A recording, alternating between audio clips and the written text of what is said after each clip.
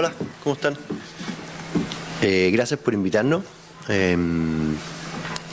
Y bueno, esto tiene que ver con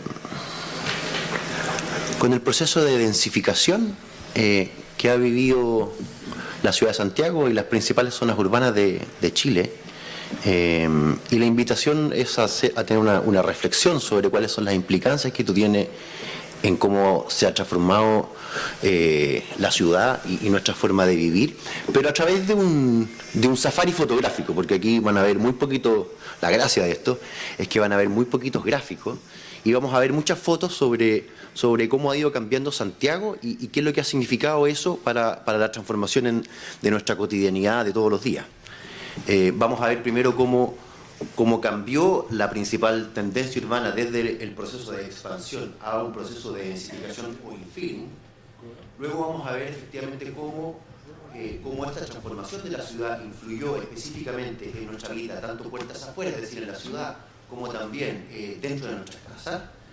Vamos a ver el lado B del infilling, que probablemente muchos quieren ver, y lo que hacía falta que se mostrara, especialmente a partir del sector privado, porque claramente el proceso de densificación tiene un lado B, pero del cual nos tenemos que acercar con propuestas concretas. Y finalmente, lo que les queremos plantear es una propuesta que nosotros hemos definido como densificación equilibrada, que tiene que ver con cómo el sector privado se hace cargo de cómo se inserta en esta nueva sociedad que desarrolla este proceso de densificación. Ok, ¿cómo cambió Santiago de la expansión al infilling? El modelo que predominaba hasta los 90 se entendía como que Santiago crecía como una mancha de aceite. La analogía es bastante clara, es decir, crecía hacia afuera, y ese modelo implicaba que en el fondo Santiago crecía llegando a Tiltil, Melipilla, Casablanca. Era un modelo que se sustentaba fundamentalmente en la preferencia por vivir en casas, y en donde el auto y las autopistas urbanas eran los principales ejes que nos permitían, ¿no es cierto?, llegar a estas casas que estaban en la periferia. El sueño, la utopía simbólica que había en las personas tenía que ver con el sueño de la casa propia. Esta casa suburbana, ¿no es cierto?, con pajaritos y una gran emoción de tranquilidad, era lo que se entendía, ¿no es cierto?, simbólicamente como el sueño de la casa propia, sueño que a nuestro entender se cumplió a medias. ¿Y por qué se cumplió a medias? Porque se transformó la principal tendencia sobre cómo vivimos. La gente común y corriente, la clase media, donde está los grandes números de la sociedad, dejó de preferir vivir en este sueño de la casa propia, en las afueras de la ciudad, con experiencia más bien suburbana, y prefirió el centro, eso que muchas veces nos parece como ruidoso, complejo y sucio, pero que no es tan así, sino que hoy día está entregando atributos urbanos que hace que la gente quiera vivir en el centro de la ciudad. Este es un gráfico que llega hasta el 2011, ¿no es cierto?, que construimos a partir del censo, ¿no es cierto?, y muestra la cantidad de viviendas, ¿no es cierto?, que se construyen dentro y fuera del anillo de Américo Vespucio, y lo que muestra claramente es la preferencia masiva y general de los habitantes, ¿no es cierto?, por vivir en el centro de la ciudad. ¿Y eso qué implicó? Que la demanda se fue desde las casas a los departamentos. Esto que es algo que yo como sociólogo nunca lo había reflexionado. La verdad que vivir en un departamento es profundamente distinto a vivir en una casa. La cifra está del 70% que llega hasta el año 2010, si la actualizamos hasta el 2016, ¿no es cierto?, a partir de TikTok, ya está en el 73, 74%. Y cuando vemos a las preferencias de búsqueda, el número llega al 80%. Con esto quiero decir de que este número crece y sigue creciendo. Por lo tanto, lo que uno puede proyectar es que de cara al corto y mediano plazo, la tendencia va a ser cada vez más fuerte hacia vivir en departamentos cerca del centro de la ciudad, donde se concentra la mayor densificación de la ciudad en comunas como Santiago, Providencia, Ñuñoa y Las Condes. Pero la pregunta interesante desde la sociología, desde los estudios urbanos y desde la economía, ¿no es cierto?, tiene que ver con por qué crece la ciudad hacia adentro. Y ahí lo que desarrollamos una tesis que se llama la tesis de las 5T, y que explica los principales 5 factores por los cuales la gente hoy día prefiere vivir en el centro de la ciudad. La primera T habla de la transición sociodemográfica. Lo que pasó aquí es que se acabó esa familia suco, ¿no es cierto? Por la familia suco quiero decir esa familia típica de papá, mamá, hijo, hija, perro, ¿no es cierto? Que la verdad que esa familia ya prácticamente no existe. Y cuando desaparece esa familia ya está la estructura sociodemográfica fundamental para salir de la casa. La verdad que la familia suco tiene de fondo un patio con jardín, ¿no es cierto? Idealmente ya con una piscina, pero cuando esta mujer pasa a ser el arquetipo de la sociedad moderna, esa casa queda grande, objetivamente queda grande. Aparecen nuevos nichos de la demanda, los papás, a quienes lo que nosotros hemos denominado como el nido vacío, ¿no es cierto? Los papás que ya no tienen a los hijos, las casas también le quedan grandes, y así los jóvenes universitarios, y así por delante hay un montón de segmentos que nos hablan de una sociedad que se conforma sociológicamente en una estructura bastante más moderna, se van al centro de la ciudad. Lo segundo, quienes vivimos en el centro de la ciudad lo vivimos todos los días, los tacos, ¿no es cierto?, son desastres, ¿no es cierto?, y este parece ser un problema estructural entre oferta y demanda por calle, a fin de cuentas, y eso implica que esto no tiene arreglo. Por lo tanto, todo indica que los tacos van a ser sistemáticamente más complejos, y los tiempos de viaje lo que hacen es que compactan la ciudad. Uno se quiere mover poco, uno ya moverse intercomunalmente es algo bastante complejo. La tercera T es la T de la transacción y tiene que ver con la transformación económica de los precios relativos, es decir, antes no se podía vivir en el centro de la ciudad por 2.000 o 3.000 UF. Hoy día se puede vivir en el centro de la ciudad por 2.000 o 8.000 UF, es decir, hoy día la gente tiene, la gran clase media, que es donde están los grandes números, tiene la capacidad de vivir en el centro de la ciudad, cosa que hace 10 o 15 años no era posible. La cuarta T tiene que ver con los terrenos, es decir, la escasez de suelo urbanizable hace que la ciudad tienda a crecer hacia arriba. ¿Okay? Esto es una condición estructural de la industria que hace efectivamente además de que la oferta en general tienda a ser más baja que la demanda, cosa que también está en la esencia del crecimiento de los precios. Y la quinta T, que es muy sociológica, tiene que ver con la tremenda subjetividad de temor que hay en la sociedad, que genera una preferencia acentuada por los departamentos en relación a las casas, porque los departamentos se sienten muchísimo más seguros que las casas, por lo tanto la gente hoy día naturalmente prefiere vivir en departamentos más que en casa. Hoy día vemos todos los programas de gobierno, ¿no es cierto?, que se están haciendo cargo de que el problema número uno en una encuesta como el CEP, que probablemente es la que más representatividad tiene, ¿no es cierto?, la que todos le hacemos más caso, a fin de cuentas, muestran que efectivamente el problema del temor, de la inseguridad ciudadana, es el problema más importante que tiene el ciudadano común y corriente, y esa gran subjetividad de temor hace que la demanda sea más fuerte por departamentos en el centro de la ciudad que por casas en la periferia. Dicho eso, la pregunta es cómo eso transformó nuestra forma de vivir, tanto puertas adentro, dentro de las casas y departamentos, como puertas afuera en la ciudad. Y lo primero, lo más obvio, ¿alguien me puede decir a mí? Lo primero, lo más obvio, tiene que ver con que hoy día vivimos en altura. Salimos de la periferia, nos fuimos al centro y hoy día vivimos en el piso 4, 7, 10 y a veces 15. Luego, el boom de la casa usada y de la remodelación, ¿no es cierto? Es cosa de pegarse una caminata por muchas comunas, y la verdad que la arquitectura se está dedicando mucho a lo que es la transformación y la remodelación. Esta es una foto no de las 7 de la tarde, sino que de las 5 de la mañana, 6 de la mañana. El día comienza más temprano y termina más tarde. ¿Y por qué? Porque la gran mayoría de la gente se moviliza en transporte público y es lento, con excepción del metro, que es la tabla de salvación de Santiago. Por lo tanto, el hecho de vivir más cerca, inmobiliariamente, el tema de la ubicación es un tema por lejos de lo más importante. Es hoy día un tema tremendamente relevante el hecho de vivir cerca de nuestra cotidianidad, el trabajo, el colegio de los niños, la familia y así por delante. El metro, apretado, seguro, muy heterogéneo, camino, pero siempre a tiempo. El metro, a nuestro entender, es la tabla de salvación de la ciudad de Santiago, de la noticia de la apertura de la línea 6 a todos nos cae bien, y ojalá que siga creciendo la cobertura del metro, ¿no es cierto?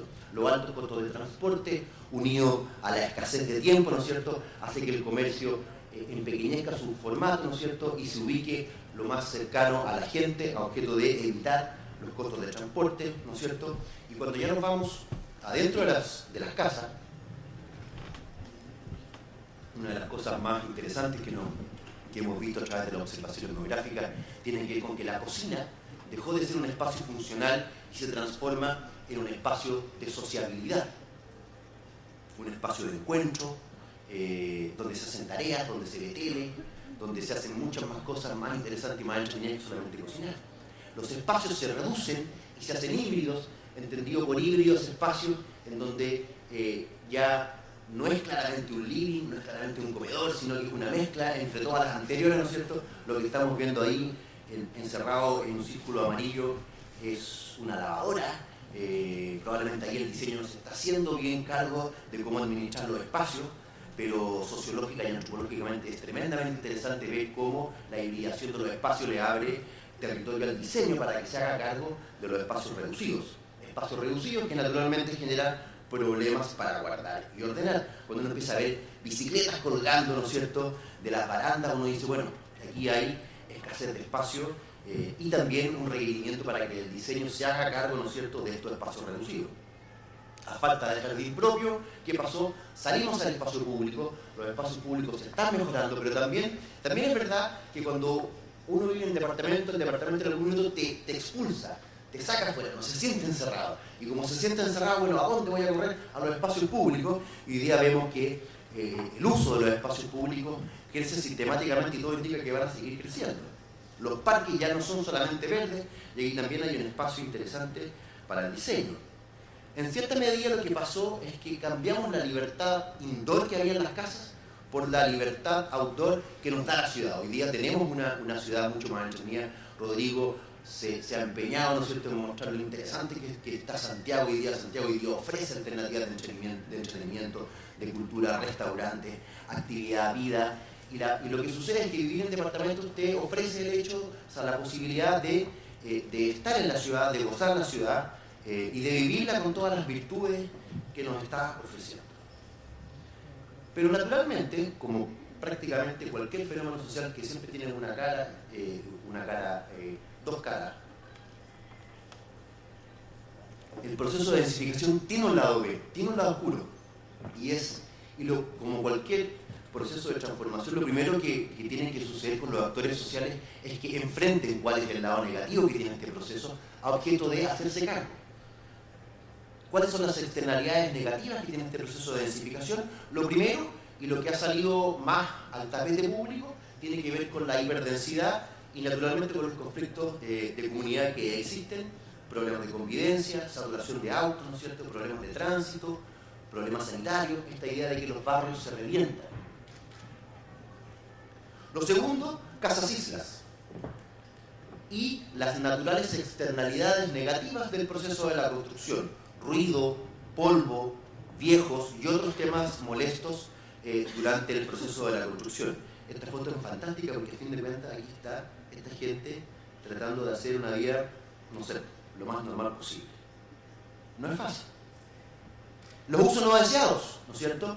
Porque los departamentos de un ambiente muchas veces también son utilizados como bodegas o como espacios de comercio sexual. Esta foto es real. Y la destrucción de zonas patrimoniales, ¿no es cierto? También hay importantes acusaciones, particularmente contra el sector privado, de que el sector privado, ¿no es cierto?, a veces no respeta las zonas patrimoniales, cosa que, bueno, es interesante conversar en un foro como este. Y lo que no es un lado B, de hecho está mal puesto en aquí, porque no es un lado B, sino que es algo que es un fenómeno que ocurre bastante más allá del tema de la ciudad, tiene que ver con el empoderamiento de la sociedad civil. Aparece esto que se entiende como el NIMBY Power, es decir, la sociedad quiere opinar, cosa que es bastante razonable. Las personas comunes y corrientes no quieren vivir en una ciudad que sea impuesta o desde el sector privado o desde el sector público. La sociedad civil quiere tener una opinión, cosa que es bastante razonable. Lo que tiene que suceder aquí con el sector privado y el sector público es que tenemos que aprender metodológicamente cómo se inserta la opinión de la sociedad civil en el desarrollo de nuestros proyectos. Por lo tanto, esto más que un lado B es un nuevo desafío, particularmente con respecto al sector privado, sobre cómo nosotros desarrollamos ciertas metodologías para integrar su información, hecho que nosotros ya tenemos varios casos en la empresa en donde incluimos la opinión de la sociedad civil desde el inicio del proyecto, y lo que termina sucediendo muchas veces es que los proyectos mejoran. Cuando se incluye la opinión de la sociedad civil en etapas tempranas del proceso de diseño, lo que ocurre es que el proyecto termina mejorando. Para terminar, una propuesta, lo que hemos definido como una idea de densificación equilibrada, que tiene que ver a fin de cuentas, cuando uno lo mira más desde una perspectiva empresarial, con cómo se desarrolla ciudad en armonía con los diferentes stakeholders que están interactuando en el desarrollo de la ciudad. Lo primero, y de los temas más importantes, tiene que ver con avanzar desde la legalidad a la legitimidad. Es decir, hoy día los permisos son fundamentalmente el primer paso de un proceso de inversión, ¿no es cierto? Lo que las compañías hoy día se tienen que preocupar es darle legitimidad a esa inversión, es decir, explicar los proyectos a objeto de que la gente los entienda, explicarle las cosas buenas y las cosas malas, ¿no es cierto? A objeto de que quienes rodean a los proyectos estén informados y se conviertan en gente que pueda convivir razonablemente e idealmente que genere mejoras objetivas en términos de calidad de vida, tanto para los ciudadanos como para la ciudad a nivel general. Transparencia total. Esto es una transformación no solamente del sector, no solamente de nosotros los inmobiliarios, sino que es una transformación cultural de los empresarios en general, que han acostumbrado a vivir más bien puertas adentro que puertas afuera. Y lo que tiene que pasar aquí es que los empresarios, y aquí hay un tema de transformación generacional también, los empresarios tienen que aprender, tenemos que aprender a transparentar nuestro quehacer. Si la verdad que no tenemos nada que esconder, ni mucho menos. Tenemos que tener la capacidad de explicarles al resto de la sociedad en la que vivimos cuál es nuestra lógica de operación, cuál es el sentido de nuestro proyecto, por qué queremos viabilizar esta u otra inversión. Tenemos que abrir nuestras puertas, tenemos que tener capacidad de diálogo. Cuando, esto es una talla personal, cuando veníamos acá, ¿cierto? Bueno, se suponía que venía el alcalde Char y no quiso venir. Pero muchos me preguntaron, ¿pero cómo van a ir a conversar con Char si se van a ir a agarrar del moño? Y dije, bueno, exactamente, eso es lo que queremos hacer. No agarrarnos del moño, sino que conversar. Porque si no estamos dispuestos a conversar entre los distintos actores que hacemos ciudad, la verdad es que nos vamos a entrampar en estas discusiones polares que no nos llevan a ninguna parte, estas discusiones de buenos y malos, que a fin de cuentas no tomamos el gran camino del medio que tiene que ver con desarrollar la ciudad y que le haga sentido a todo el mundo. Participación ciudadana. El sector privado en general ha estado reacio a escuchar la opinión de la gente, pero a fin de cuentas la gente suele tener opiniones muy sensatas. Si el punto está en cómo se integra la opinión de la sociedad civil en etapas tempranas del desarrollo del proyecto, a objeto de que el proyecto se pueda adaptar cuando haya sugerencias que son relevantes, y como yo les contaba anteriormente, muchas veces esas opiniones terminan generando modificaciones de diseño que le aportan al proyecto. O sea, la prensa, y aquí no le estoy pegando un palo a la prensa, sino que la prensa busca vender diarios, por lo tanto lo que muestra en general tiene que ver con las grandes discusiones entre sociedad civil y empresarios. Pero la verdad que el 90% de los proyectos que entran en el proceso de participación ciudadana terminan generalmente como mejores proyectos, solamente que lo que sale en la prensa son las discusiones por ahí, como la que tiene, ¿no es cierto?, el señor Iván y con el señor Chávez. En definitiva de cuentas, estamos hablando de que el sector privado tiene que aprender a insertar nuestros proyectos inmobiliarios en un entorno social que cambió. Y eso naturalmente que obliga a que desarrollemos nuevas habilidades, pero bueno, eso es lo interesante de trabajar en la empresa, que tiene que ver con enfrentar desafíos nuevos e ir adaptando a las compañías para que efectivamente entiendan esta nueva lógica cultural que implica que los proyectos tienen que ser un aporte para la ciudad. El diseño y la innovación en arquitectura tienen un tremendo rol que jugar aquí.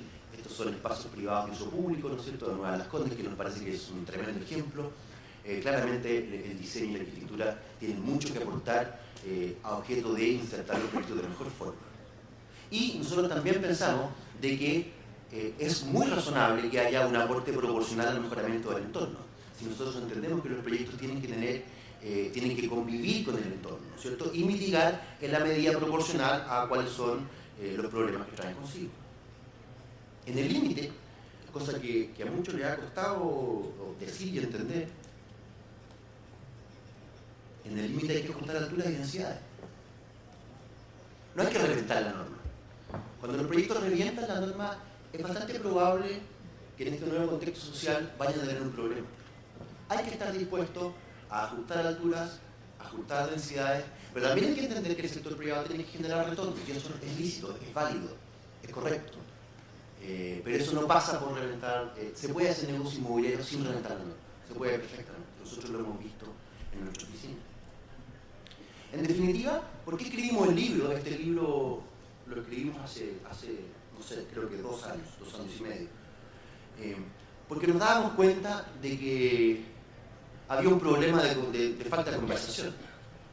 Había un problema en donde estaba la sociedad civil por un lado, estaban los académicos por otro lado, estaba el sector público por otro lado, con los alcaldes, estaban los empresarios por otro lado, y no había conversación.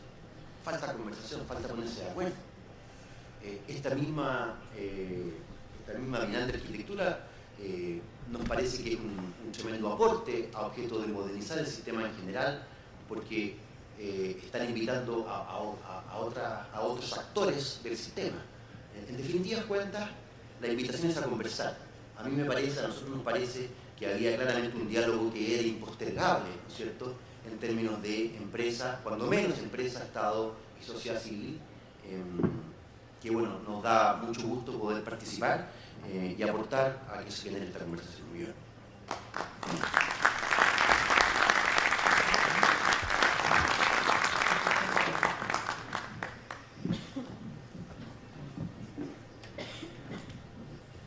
Perfecto. ¿Cómo están? Muy buenas tardes. Mi nombre es Rodrigo Gendelman. Voy a invitar al resto de las personas que van a conversar esta tarde con nosotros. Le pido a don Luis Eduardo Brecciani, por favor, que nos acompañe. Don Luis Eduardo, donde usted quiera. Luis Eduardo es arquitecto y el presidente del Consejo Nacional de Desarrollo Urbano. Don Pablo Jordán, por favor, arquitecto, director de la AOA, Asociación de Oficinas de Arquitectos. Tiene una muy buena revista que además la están promocionando y vendiendo 3 por 10.000, así que hay que aprovechar. Yo me compré 3 residencias, por eso lo digo. María Elena Ducci, arquitecta, doctora en urbanismo y presidenta de la ONG Ciudad Viva. Donde quiera sentarse, María Elena. Daniel Ramírez, que viene en representación del alcalde Sharp, encargado de reconstrucción de la alcaldía de Valparaíso. Bueno, Juan Pablo Martínez, que ya está con nosotros, gerente de asuntos corporativos de Socobesa. Y nos falta Mauricio Varela, presidente de la ADI, la Asociación de Desarrolladores Inmobiliarios. Ahí estaríamos todos. Sean todos bienvenidos.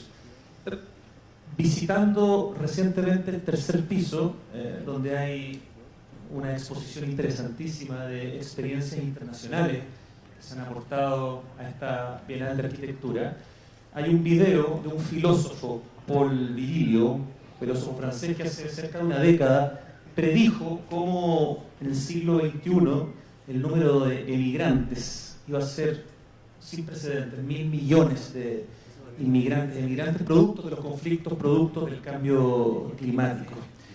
Es muy interesante que tengan la experiencia de ver ese video y que después vayan a ver la exposición o la muestra llamada Exit, que es potentísima y que está muy vinculada con el tema.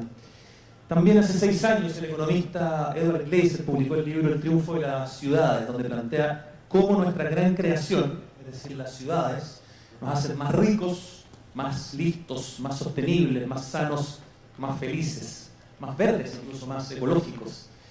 Hace algunos meses el intendente Claudio Rego, intendente de la región metropolitana, publicó una foto, subió una foto en Twitter de unas torres de edificios en la estación central y se empezó a hablar en Santiago y probablemente en más partes del país de los guetos verticales.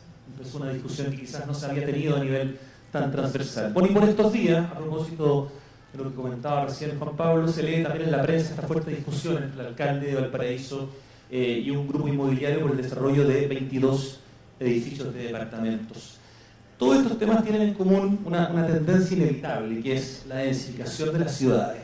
Y por supuesto una segunda derivada que tiene que ver con cómo nos integramos en una ciudad que cambia de manera tan rápida, así como aparentemente imparable. Yo quería partir preguntándole a cada uno de nuestros invitados, con excepción de Juan Pablo, que ya ha hecho su exposición, ¿cómo ven desde su espacio, desde su lugar en la sociedad, esta tendencia que tiene que ver con, desde mi perspectiva, algo que, como digo, es imparable, que es la densificación de las ciudades, el lugar donde la mayoría de las personas que emigran en el mundo buscan un espacio, y cuál es su percepción para poder después entrar un poquito más en materia? No sé quién quisiera tomar la palabra. Luis Eduardo, obligado entonces a partir. Aló. Primero, muchas gracias por la invitación. La verdad que todavía, se decía en la introducción, que el tema no era solamente la densificación, sino también la expresión de la ciudad, porque ambas cosas van juntas. La explicación, claramente, pensar la ciudad implica pensar los lugares que se densifican, pero la ciudad también en algunos lugares va a seguir creciendo. Y por lo tanto, la clave no es si densificación versus extensión, sino que la clave es la planificación. Es tener visión de ciudad, poder implementarla y planificarla, más aún esto en una bienal de arquitectura, y que nuestro foco debería ser más que en tomar una opción, sino que construir los instrumentos que nos permitan diseñar la ciudad que queremos. La densificación es algo que llegó para quedarse, especialmente en las áreas metropolitanas. ¿Por qué? Por razones más bien de transporte, de movilidad, de acceso a empleo, etc. Y por lo tanto nos ha sorprendido a todos. Y ha dejado atrás los productos inmobiliarios en algunos casos, y ha dejado atrás y obsoleta algunas decisiones de planificación y generado más bien conflictos.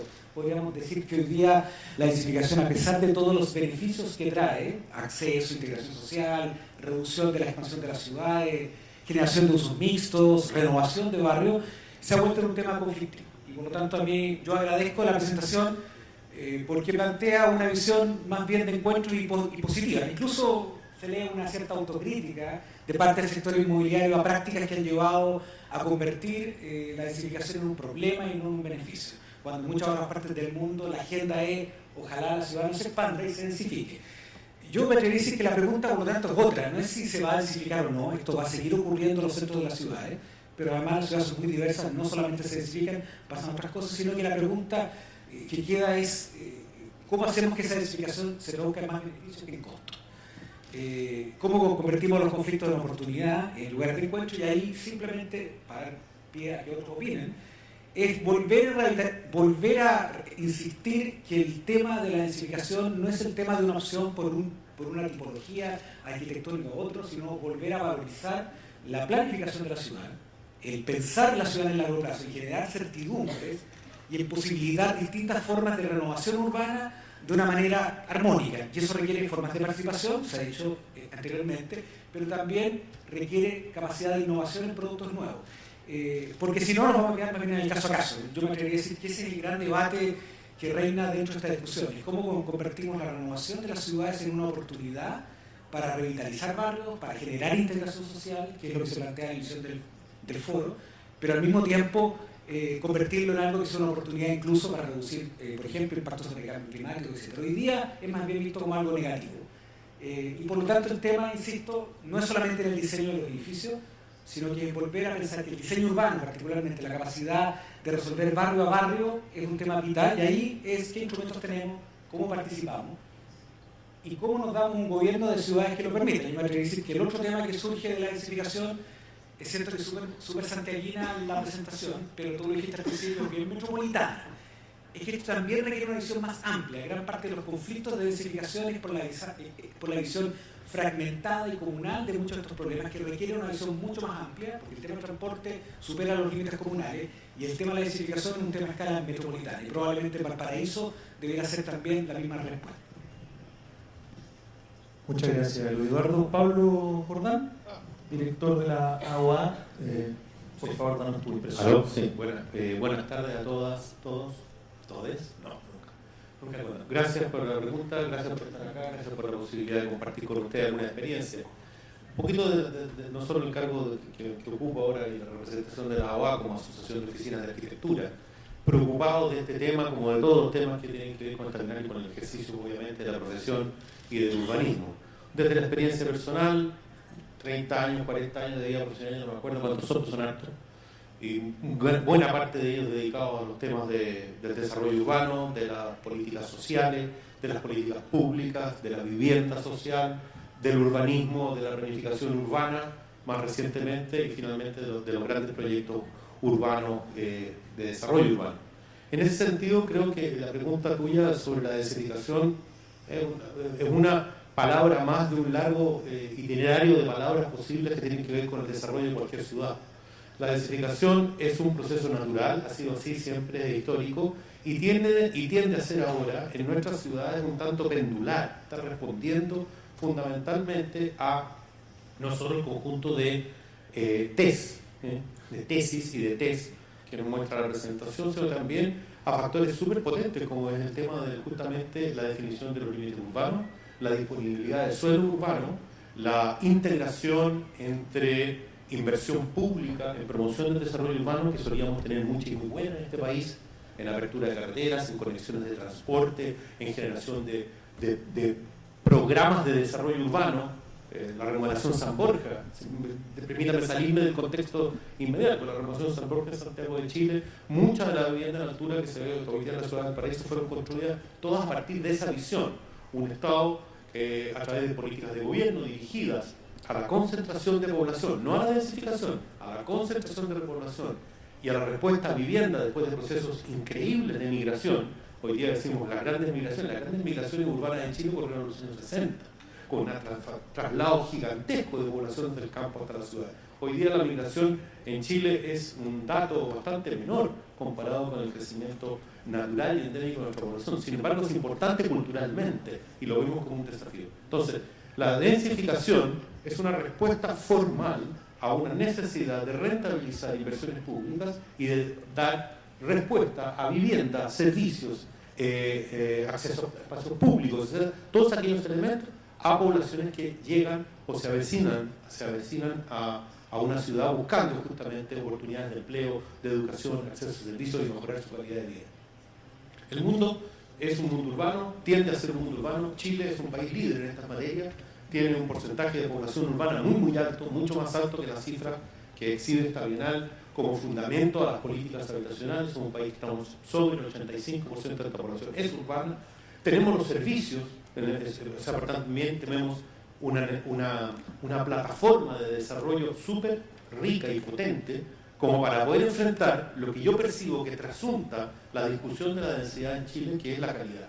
Lo que estamos buscando hacer son ciudades de calidad. Estamos pidiendo como sociedad y como discurso social la búsqueda de valores, atributos, indicadores que den respuesta a búsquedas de calidad. Calidad de vida, dicen algunos, calidad de barrio, dirán otros, calidad de servicios, respuesta del Estado, respuesta del empresariado hacia funciones que son más bien de carácter social, agregado, comunitaria, y no solo al individuo cliente, sino que al colectivo, etc. Hay ahí un punto, un área extraordinaria de oportunidad, de mejoramiento permanente y sostenido de nuestras ciudades, que pasa por proyectos más intensivos en vivienda en habitantes por hectárea. Se dijo una cosa en la presentación que en ese sentido a mí me hace mucha lógica, ¿no es cierto? Esta noción de reventar la norma. Los que nos dedicamos a hacer normas urbanas y a planificar urbanamente esta ciudad por los últimos 30 años, esta ciudad, esta sociedad y este país, sabemos cuáles son las técnicas que hay. Las normas en Chile son desde y hasta. Y es básicamente eso. Nadie obliga a un inmobiliario, nadie obliga a un desarrollista de un proyecto a reventar la norma. ¿Qué lo obliga en definitiva? ¿Qué lo empuja hacia qué? Hacia esa una demanda creciente, sostenida, o un sentido de oportunidad. ¿Son los costos quizás? ¿Es el valor del terreno? Y empezamos a buscar, a investigar cuáles son las razones que hacen que las inmobiliarias, que se las ve como malos partícipes de este proceso, buscan reventar las normas. Yo creo que no las revientan. Toda la planificación urbana de Chile se hace con un factor. Es decir, tú calculas las densidades Y siempre la ley, la regla urbana es que se van a completar en un 65%.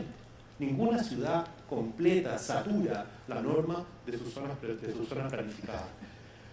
Dicho eso, veo con mucha alegría que se retome en nuestra sociedad la conversación, el diálogo no impostergable, necesario, entre los actores que participan de este proceso. Los procesos de transformación urbana, cuando son agregados, requieren de gobiernos locales fuertes, de gobiernos centrales claros, que fijen políticas y las respeten en un periodo y en un horizonte de tiempo que permita que sean asimiladas y desarrolladas por los ciudadanos. Y los ciudadanos van desde el más humilde ciudadano que convoca a la sociedad a que le ayude con un subsidio habitacional, hasta el más rico emprendedor de los ciudadanos. Son todos ciudadanos, todos tienen derecho, todos son comunidad y por lo tanto tienen que tener todos espacios de respuesta. En ese sentido me alegra que estemos retomando el tema, que lo veamos de una perspectiva más amplia. Oferta, ¿qué podemos hacer los arquitectos? Una pregunta que sale en el plan. ¿Qué nos cabe hacer los arquitectos? Se nos propone, en la publicación se nos propone que nos hagamos cargo de las políticas públicas. Por la gran flauta, llevo 40 años haciendo cargo de las políticas públicas, con Luis Eduardo llevamos tanto, con la Marina.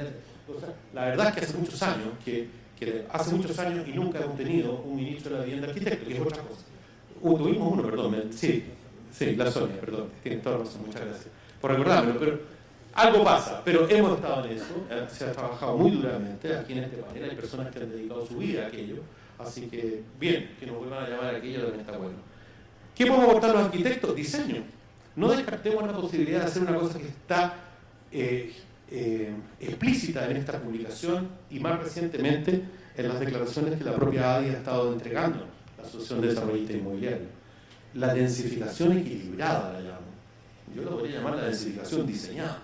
Y me gustaría que elaborásemos y que tuviésemos los espacios para, en conjunto con los municipios, en conjunto con las inmobiliarias, en conjunto con las comunidades, pudiéramos identificar territorios, sectores de nuestras ciudades que queramos densificar, en los cuales haya acuerdos y diseñemos proyectos para ello, planes maestros, diseños integrales, planes estratégicos, porque no solo se construye la ciudad edificio a edificio, o plan regulador a plan regulador, hay un intermedio, hay una interfase, que es la que nos integra.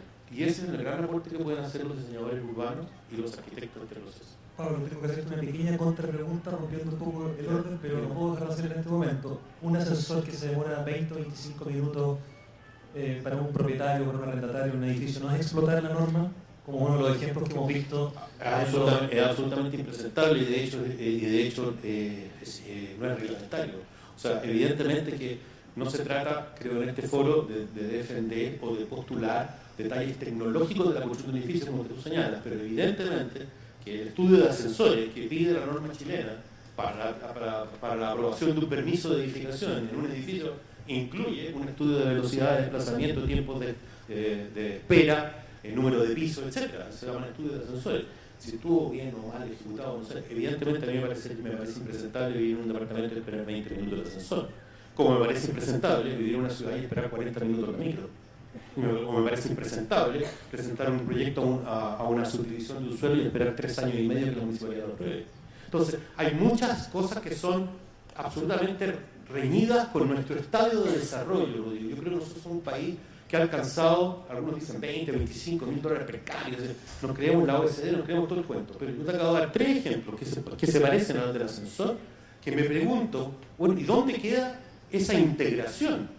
Esa integración que se busca entre las energías productivas de la ciudad, no solo las comunitarias, sino también las empresariales, las de los arquitectos, para llegar a un producto.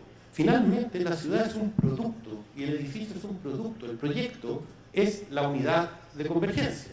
Y nos cuesta mucho hacer proyectos bien. Nos cuesta mucho. Trabajamos 3, 4 años para obtener un permiso de edificación, construimos el edificio hasta la mitad y después nos congelan el proyecto. Porque hay un vecino que dice que hay una capa que está mal puesta. O sea, hay una sensación. Y por eso me alegra, vuelvo a repetir, me alegra que estemos acá y lo vamos a conversar en una sensación de diálogo, ¿no es cierto? Creo que nosotros estamos quedándonos pegados y perdiendo oportunidades, pero todos los días y a velocidades sorprendentes, de hacer mejores ciudades, mejores proyectos, más integrados, con mejores servicios. Y nos estamos quedando pegados en la escena. Esa es mi visión básica del país. Gracias, Pablo. Daniel Ramírez, encargado de reconstrucción de la alcaldía de Valparaíso, quizás lo primero que corresponde es preguntarte qué le pasó al alcalde, ya que ha sido aludido justamente en la presentación del libro Infilling, y después, por supuesto, nos interesa conocer tu visión. Sí, por supuesto. Buenas tardes a todas, a todos. Se agradece la invitación. A mí me llegó casi última hora. Lamentablemente el alcalde dio un percance mayor con el gabinete, también un tema ultra urgente, y me pidió si podía asistir.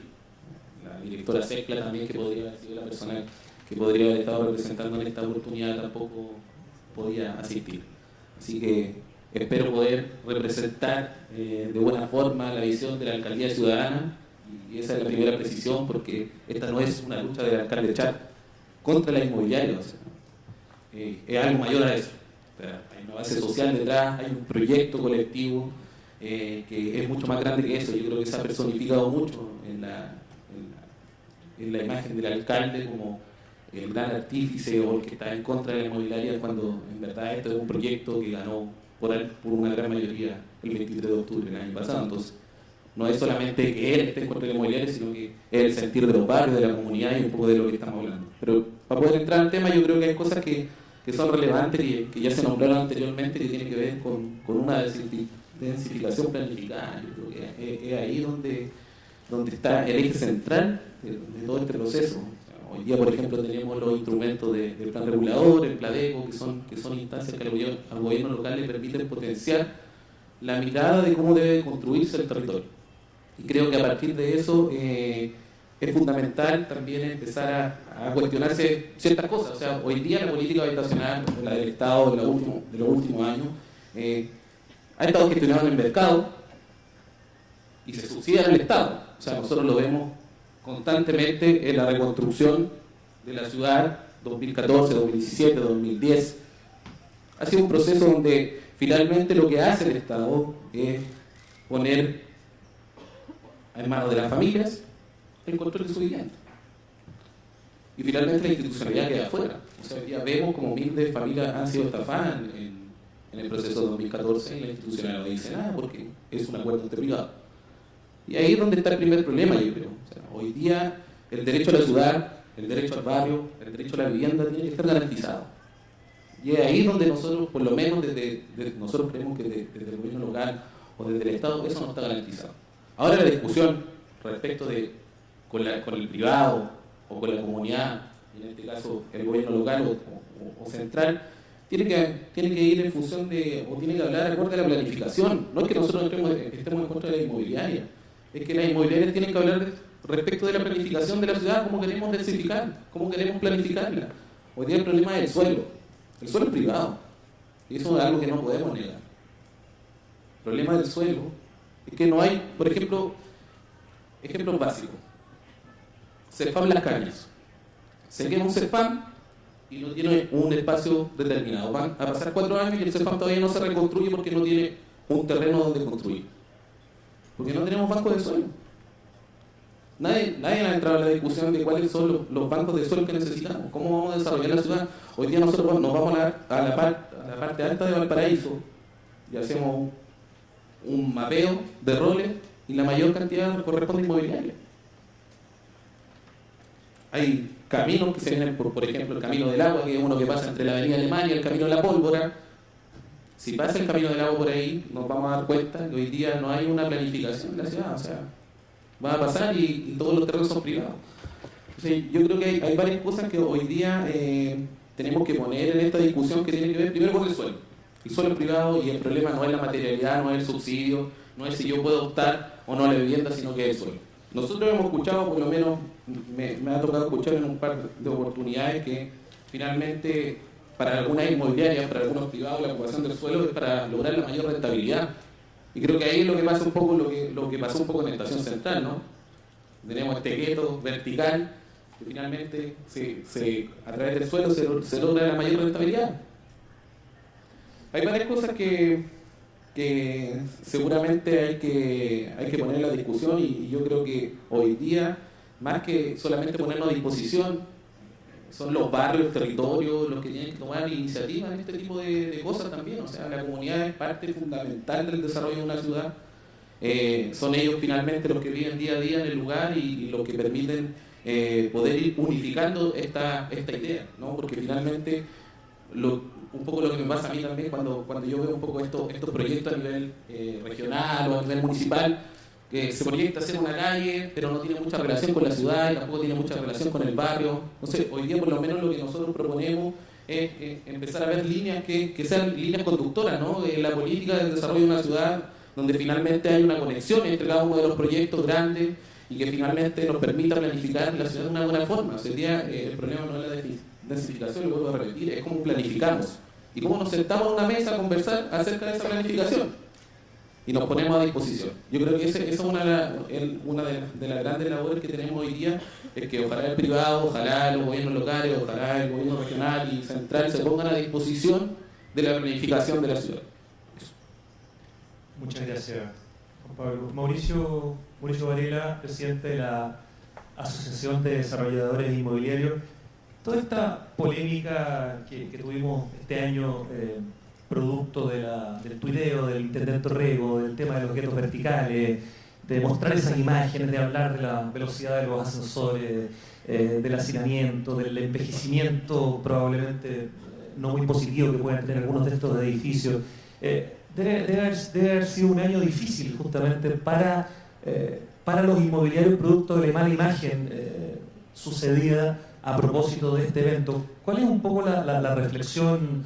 Yo entiendo que hay un mea culpa importante, yo entiendo que además hay todo tipo de inmobiliarios dentro de un paquete grande, ¿no es cierto? Pero ¿cuál es un poco la reflexión que se ha hecho dentro de este gremio, digamos? ¿Y cuál es un poco tu visión justamente de lo que estamos conversando?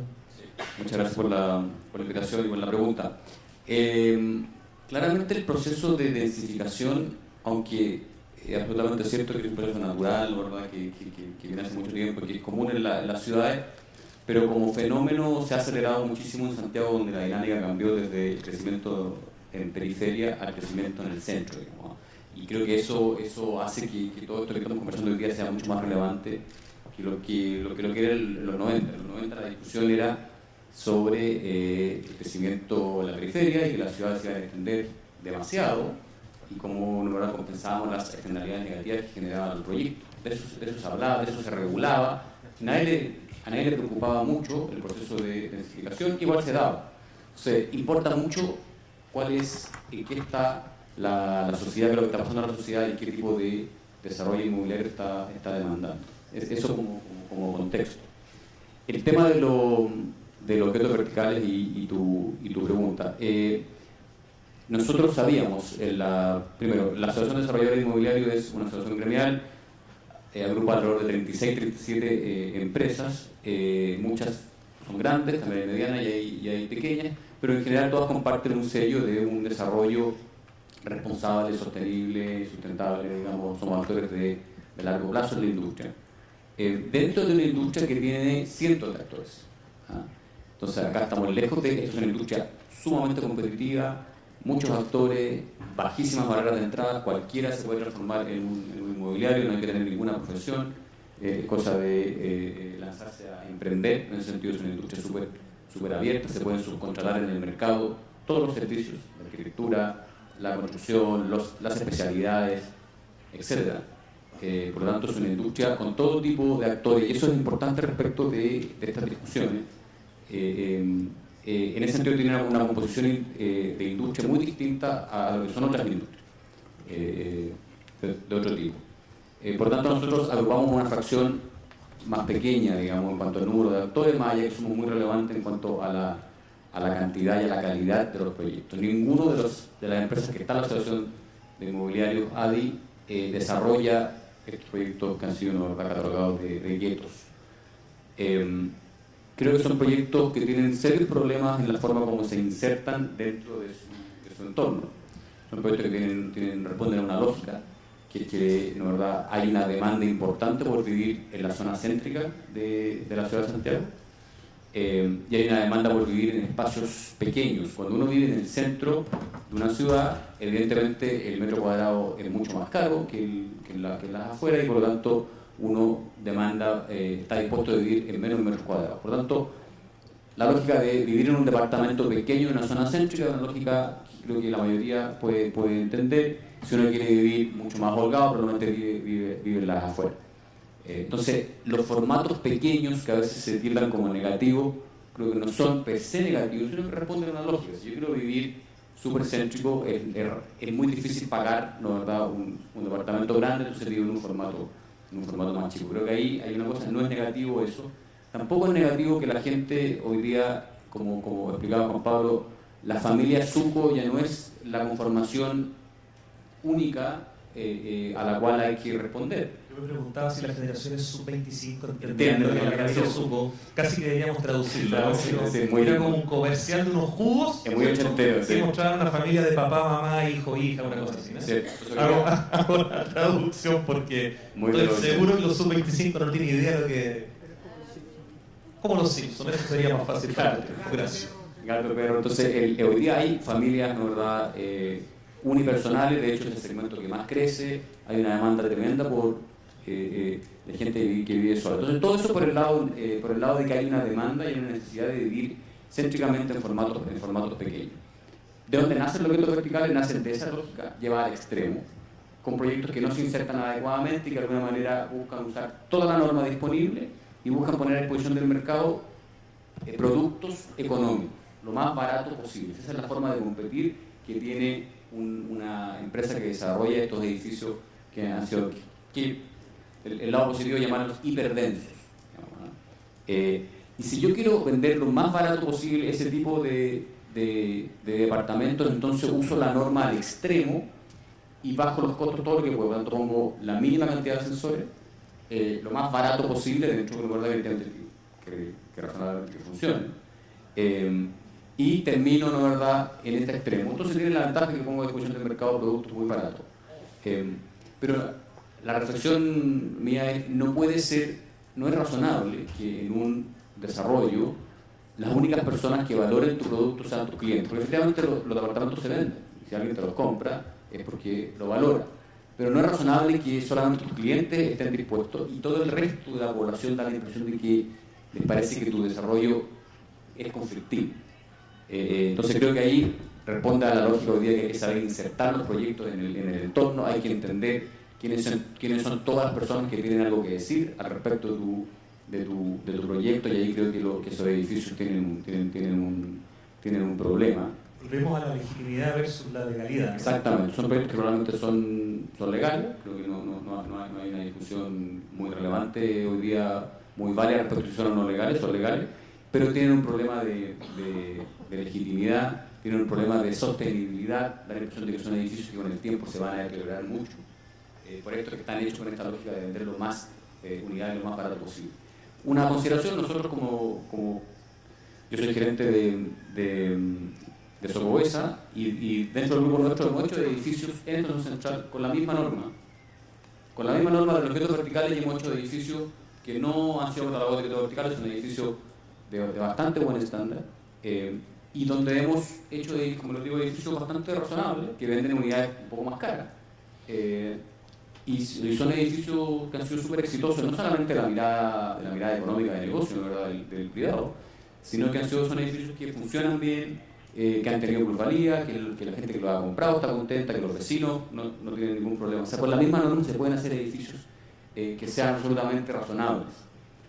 Entonces, efectivamente para la industria esta discusión de los guetos verticales es dolorosa, porque sabíamos esto hace tiempo, estos edificios no son nuevos, se vienen desarrollando hace varios años, y por diversas razones no nos habíamos atrevido a salir a criticar, a plantear una postura, digamos, de decir de acá tenemos un problema, sino que más bien todas esas discusiones eran en privado, y fue el alcalde, el intendente Orrego quien lo planteó, y esto agarró fuerza ahora, probablemente porque el tweet fue adecuado, fue en el minuto adecuado y agarró fuerza. Y hoy día, y eso nos ha llevado a cuestionar la forma como la Asociación de Inmobiliarios está enfrentando este debate, y hemos salido a plantear posturas mucho más propositivas, salir a hacer de alguna manera una autocrítica. Hemos hecho un plan estratégico que tiene una mirada de mediano plazo de la industria, donde hay 4 pilares que tienen que ver, digamos, básicamente con gobernanza de la ciudad, ordenamiento territorial, participación ciudadana y transparencia del mercado financiero. Digamos, son todos aspectos que inciden sobre el desarrollo de la industria. Nos parece que en general vivimos en un minuto donde el empresariado como un todo, digamos, recibe muchas críticas, digamos, por lo tanto creo que simplemente hay que trabajar. No pretendemos ganar premios de ser populares, sino cumplir nuestro rol. Y creemos que los desarrolladores inmobiliarios tenemos mucho espacio para hacer un aporte. Una consideración general, el desarrollo inmobiliario se hace hoy día en una industria que está regulada. O sea, uno no construye en cualquier parte lo que a uno se le ocurre. De alguna manera, quizás parte de lo que se dijo, no sé si estaba muy claro, de que queremos, ¿no, verdad?, una institución que sea regulada. Yo creo que quizás se puede mejorar la regulación, creo que hay mucho espacio para mejorar la regulación, mejorar la planificación, pero todo lo que se construye en Chile, y específicamente mucho más aún en las ciudades, donde hay mucho más revisión, etcétera, se construye con normas que están establecidas. Solamente se construye lo que la norma permite como máximo en un proceso que tiene diversos pasos de aprobaciones, tanto para darle inicio a las construcciones como después para darle uso a las instalaciones. Entonces, es una industria muy competitiva, muy abierta y regulada. Creo que tenemos mucho espacio para mejorar la regulación. Creo que el desarrollo de la densificación de los últimos 15, 20 años, que ha sido donde ha agarrado mayor intensidad, ha ido dejando claro que hay espacio para que la regulación mejore. Hoy día estamos regulando la densificación con 3 parámetros grandes, que es constructibilidad, altura y densidades, y después hay parámetros chicos, rasante, distanciamiento, etc. Y creo que esos 3 parámetros son insuficientes para darle mayor calidad. Me parece que hay una tensión, no porque se construyan edificios, sino que porque en algunas zonas los edificios no están quedando lo suficientemente bien, lo suficientemente al gusto de la gente. Y ahí hay un equilibrio, ¿no, verdad?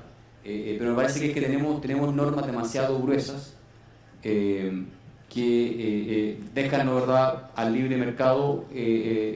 Con esas normas el mercado es el que decide, ¿no, verdad?, qué es lo que se hace. Y creo que todos sentimos un poco que hay un espacio para mejorar la normativa, para pasar a instancias, y una de los objetivos que tenemos en la ADI durante el año 2018 es avanzar en generar propuestas normativas que ayuden a mejorar la regulación. Mayor regulación y mayor autorregulación. Muchas gracias, Mauricio. María Elena, ¿quieres hacer? Gracias, Eduardo. María Elena Ducci, presidenta de la ONG Ciudad Viva. Bueno, ustedes como ONG y corporación, gracias por la relación, Corporación Ciudad Viva, tienen mucho que decir en cuanto a la integración justamente dentro de estos fenómenos que estamos conversando. Hay varias ONGs o fundaciones o distintas organizaciones que han estado mediando últimamente entre desarrolladores y vecinos y grupos. Quiero preguntarte un poco cómo has visto tú esa participación y qué tan importante, justamente recogiendo lo que se conversaba anteriormente, es que esto parta desde un inicio del proyecto y que no parezca, digamos, una excusa para decir que se trató de hacer algo ya como llamado participación ciudadana, pero en el fondo fue prácticamente una excusa. ¿Cómo has visto esta tendencia de esta participación ciudadana en proyectos inmobiliarios, tanto a nivel público, pero sobre todo a nivel privado?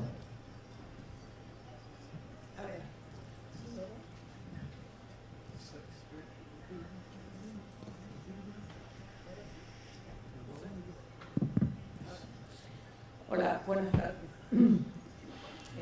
Primero quisiera nada más aclarar que el tema de los guetos verticales no fue inventado ahora. Cuando empezaron las torres, con el entonces alcalde Reiné, se estaban empezando en Estados Unidos a dinamitar los guetos verticales. se lo planteamos a él y él decía que no, que la familia chilena había cambiado. Ahí también hay un tema que yo creo que como inmobiliarios deberían revisar, porque sí se venden todos los departamentos de un espacio, pero ¿quiénes los está ocupando? No hay ningún estudio. Yo originalmente desde la academia intenté hace unos 10 años hacer un estudio sobre quiénes están ocupando, porque más y más nos estamos encontrando que hay migrantes por colonias que se están tomando edificios en el centro. Y yo por lo menos tengo bastante experiencia latinoamericana y en otros países, y los migrantes llegan siempre a los lugares que los nacionales no quieren. Y primera vez que veo que llegan a edificios nuevos y no hay ningún estudio. Yo creo que sería interesante que ustedes revisaran eso, porque muchos casos, y hemos encontrado, pero creo que no hay datos sobre eso, las personas compran 8 departamentos de un espacio como su seguro de vida, porque con las pensiones que tenemos es la única forma de sobrevivir, y lo dicen así abiertamente. Entonces, no es que la familia chilena, como nos decía el entonces alcalde Rainé, hubiera disminuido. Yo creo que ahí hay un tema que revisar.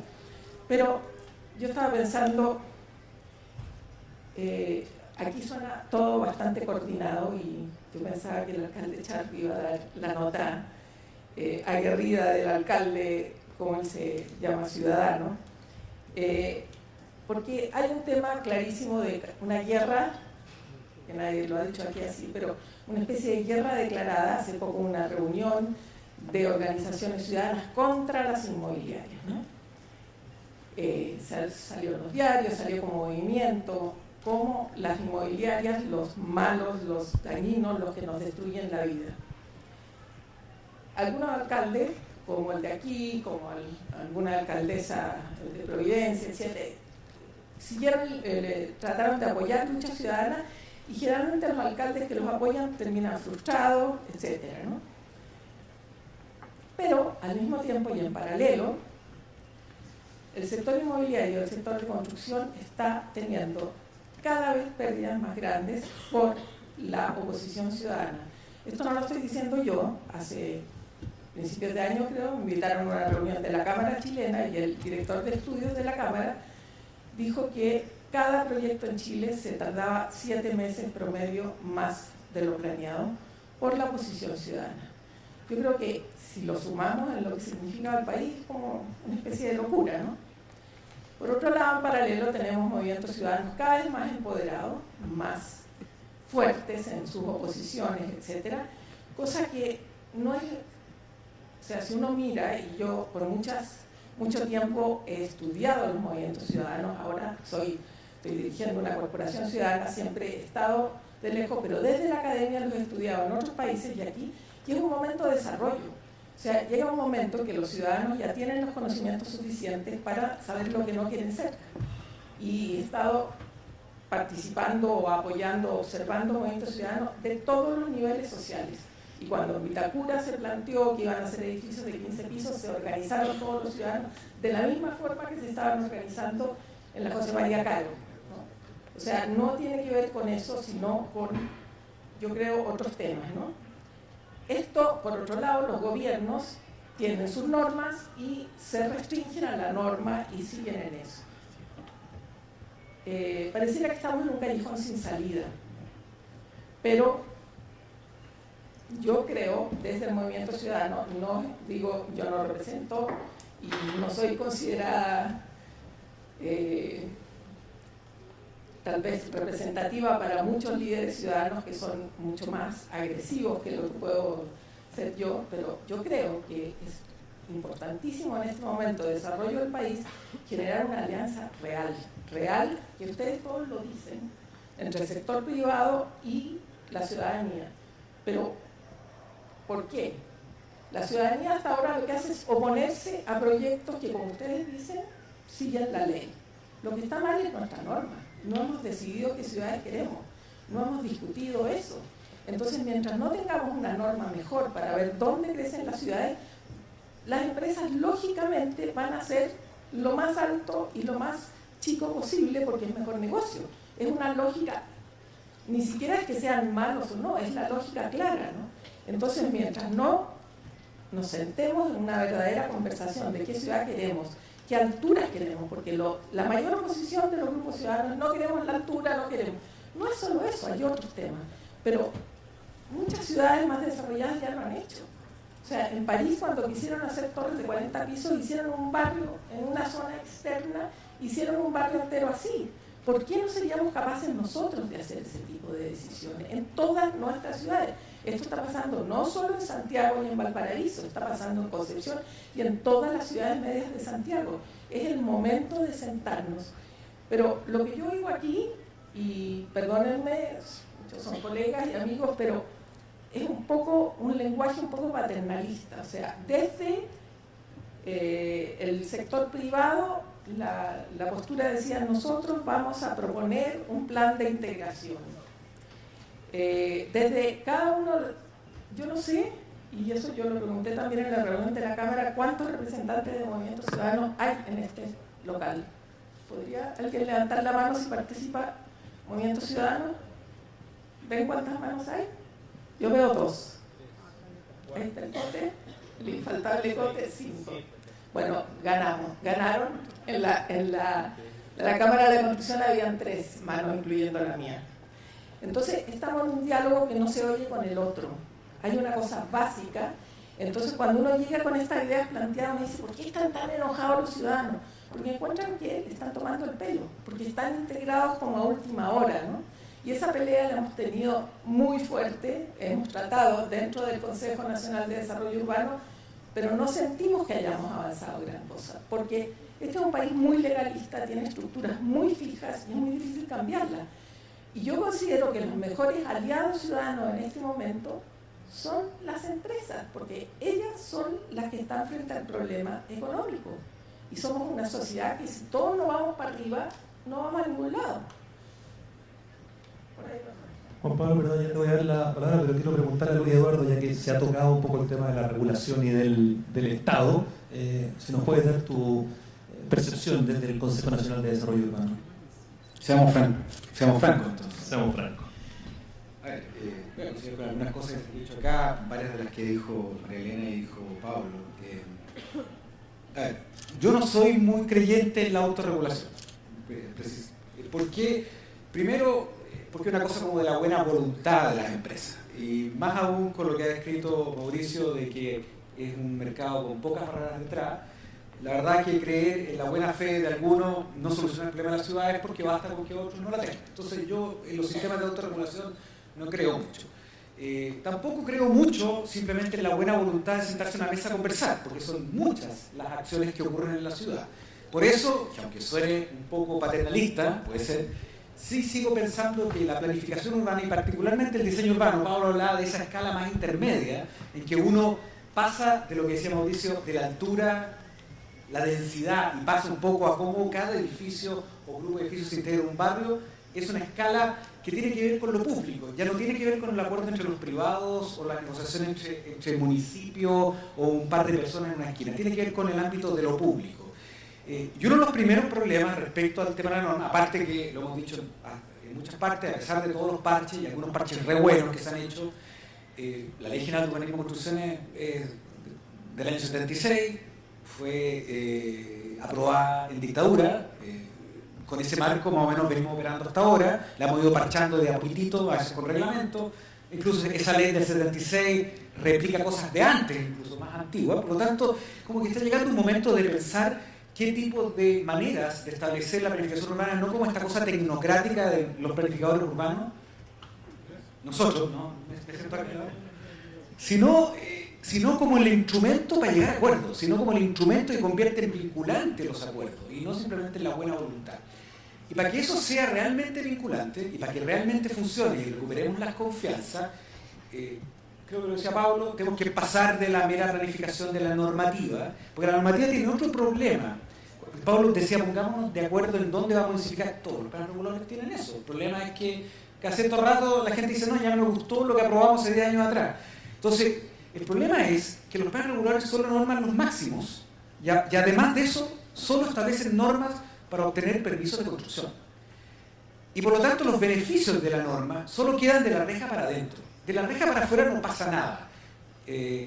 Quizá con algo de suerte, vamos a ver cómo opera, de aquí al 2019, la nueva ley de aporte al espacio público podría ayudar que un plan de inversiones vinculado a la densificación permita que la gente empiece a percibir que las plusvalías o los beneficios que gana de la reja para adentro el que invierte, de alguna manera reditúan en un mejoramiento del contexto. Y eso es algo que podría empezar a recuperar la confianza, pero aún es insuficiente. Y por eso que el debate no solamente ha estado en la participación ciudadana respecto a la planificación, sino en una nueva forma de planificación que incluya la norma, pero también las inversiones en el mejoramiento del espacio público, también las inversiones en el transporte. El transporte es el que, cuando uno habla de escasez de suelo, no es la escasez de suelo si el plan regulador tiene más o menos hectáreas, es la escasez de suelo de calidad. Y el suelo de calidad es el que está accesible por transporte público, etc. Y ese es escaso. Y ese puede crecer en la medida que uno en la ciudad invierte más. Si uno tiene más lugares con accesibilidad, más lugares con espacio público, mejor diseño urbano, amplifica la cantidad de suelo disponible. No es un tema de cambiar el límite urbano. Por lo tanto, el debate que viene hoy día, el que por lo menos se ha dado en el Consejo, es que aparte de los mecanismos vinculantes de participación, aparte de colocar, yo sigo creyendo que el tema de la densidad es un tema súper metropolitano, porque ocurre solo en áreas metropolitanas, fundamentalmente no en las ciudades chicas, requiere también un cambio fundamental en la planificación urbana, es decir, que la gente empiece a percibir que la norma no solamente se traduce por irse de acuerdo dónde se puede y dónde no se puede, sino que cuando uno se pone de acuerdo en dónde se puede, eso beneficia a todos. Y hoy día eso es débil. La percepción de la mayoría es que no siempre se traduce en beneficios para todos. Aparte que la escala del diseño urbano, yo soy un promotor, mi amigo Pablo piensa lo mismo, es una escala importante. También hay una nueva ley que hoy día permite algo que los arquitectos veníamos alegando hace 20 años, las guías de diseño.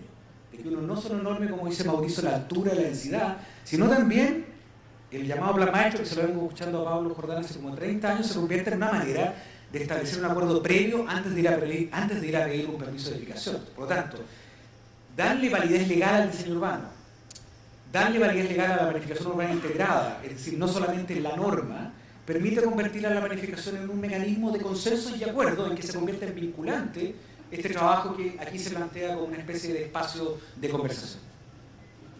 Antes de dar la palabra a nuestro público para un par de preguntas, porque estamos casi en el tiempo, quiero saber, Juan Pablo, si quieres, te quiero... estamos en tiempo. No, perfecto, sí. Ok, entonces no voy a alcanzar a ofrecerte la palabra. Por favor. ¿Alcanzamos a dejar el micrófono para una pregunta del público? ¿Hay alguien del público que quiera hacer una pregunta? Por favor.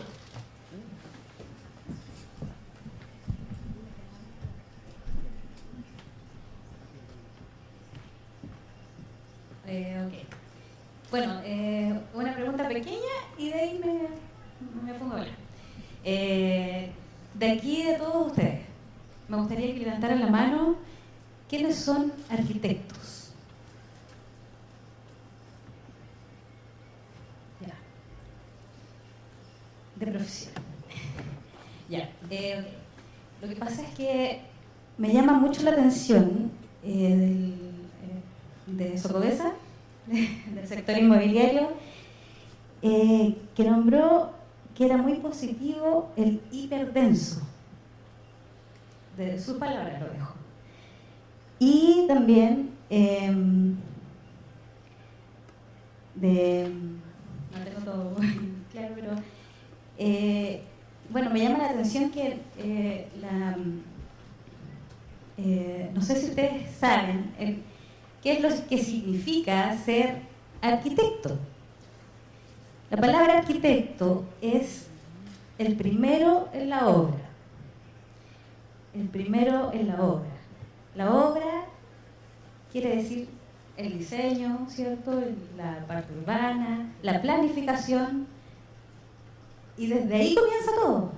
También me llama la atención mucho que uno de ustedes, no recuerdo, Luis, me llama la atención que haya dicho que el arquitecto solo diseña. ¿Has diseñado tú últimamente? ¿Los últimos 5 años? Sí. Ya, lo que pasa es que siento que... No estoy haciendo ninguna pregunta. Quiero como hacer nada.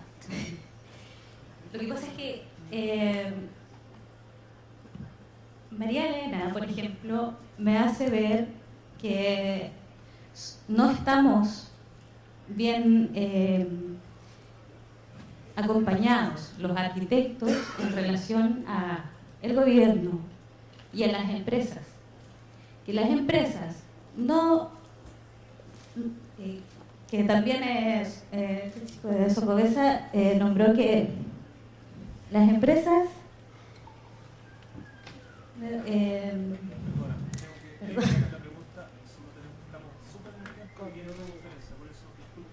sí. Que el gobierno, los empresarios y la sociedad civil. ¿Y dónde estamos nosotros, los planificadores, los arquitectos? ¿Dónde nos dejan a nosotros? O sea, si muy bien dijo este chico de la inmobiliaria, que no necesariamente son profesionales los que tienen inmobiliarias. Rodrigo, ¿te puedo tomar pues yo creo que ya hiciste un poco el punto y en virtud de apoyarte y contestándote como en representación de la Asociación de Oficinas de Arquitectos. Me recuerda a Eduardo, que fue un poco el rol que yo tengo acá. Yo creo que los arquitectos son fundamentalmente una profesión de servicio, están orientados a atender las necesidades de la construcción, de la edificación y el desarrollo de las estructuras, de los edificios, de las ciudades y de los procesos y de las políticas públicas y de los planes y de los programas y de los estudios que tengan que ver con hacer todo eso. Por lo tanto, gracias. Entonces, es bien importante eso y a ese objeto nos entendemos como profesionales, el patrimonio, la historia, etc. Ahora, yo quisiera aprovechar solamente un segundito, Rodrigo, para hacer una... Yo creo que lo que está en discusión aquí, básicamente, es un tema de confianza. La verdad, las cosas que nosotros no logramos restaurar en nuestro país, la confianza entre los distintos actores. Partir de lo que decía María, partamos desde un supuesto bien básico. Yo lo quiero hacer bien. No solo por mi interés como diseñador, planificador, no solo por mi interés como alcalde, bienvenido alcalde, no solo como representante de un grupo, lo quiero hacer bien. Y por eso tengo que dar un tiempo, ¿cierto? Un tiempo de diálogo, un tiempo de construcción colectiva. Pero se requiere que restauremos confianza, en primer lugar. Creo que el nivel de desconfianza que se ha logrado instalar en este último tiempo en la gestión del desarrollo profesional y del desarrollo urbano y es gigantesco. Es una desconfianza brutal, que crea mucho desánimo desde el punto de vista de cómo enfrentar procesos constructivos. Aprovechemos, estamos en un momento bastante interesante en nuestro desarrollo nacional, tenemos elecciones, no quiero hacer ninguna candidatura, créanme, pero de verdad encontremos espacios para volvernos a encontrar y conversar y construir juntos. Primera condición. Y la segunda condición, que es muy importante, es que seamos consecuentes. La verdad es cosas que, lo dice María, dice, el Estado, es un Estado centralista, un país leguleyo, etc. Por otro lado, tenemos un municipio que dice levantarse, y lo creo, sobre la constitución de un discurso ciudadano. Bueno, ¿dónde se encuentran esos dos? En una mesa. Pues. Tienen que encontrarse frente a un proyecto. O sea, si nos contenemos en definir los lugares donde se pueden hacer los proyectos, podremos incorporar a los proyectos todo lo que aquí se dice, porque aquí se han usado 4 palabras que no son iguales. La municipalidad nos dice, nos gustaría planificar la ciudad, y yo escuché imaginar la ciudad, diseñar la ciudad, construir la ciudad. O sea, hay varios verbos que vienen detrás, porque cuando si nos vamos solo a la planificación, los recursos y las herramientas que hoy día tenemos en la planificación en Chile son sumamente básicos para el nivel de problema, para el nivel de riqueza, para el nivel de propuesta que esta ciudadanía está esperando. No podemos, cuando los inmobiliarios dicen solo altura, constructibilidad y densidad, bueno, eso es lo que nos quieren los chavos y nada más. Cuando queremos, ahora esto se está regulando la guía de diseño. Entonces, si vamos a imaginar una ciudad de forma conjunta, los que la van a construir, los que la van a pagar, los que la van a usar y los que la van a diseñar, por poner 4 actores básicos, necesitamos reconstruir esa confianza y encontrar esos espacios. Esos espacios son institucionales, son legales, son administrativos y son financieros. Son 4 espacios distintos, pero que tienen que converger sobre la misma mesa. Las lucas importan, también importan las políticas sociales de integración de nosotros, pero encontrémonos y reconstruamos confianza. Gracias, Pablo. Bueno, cerramos con un fuerte aplauso de este panel.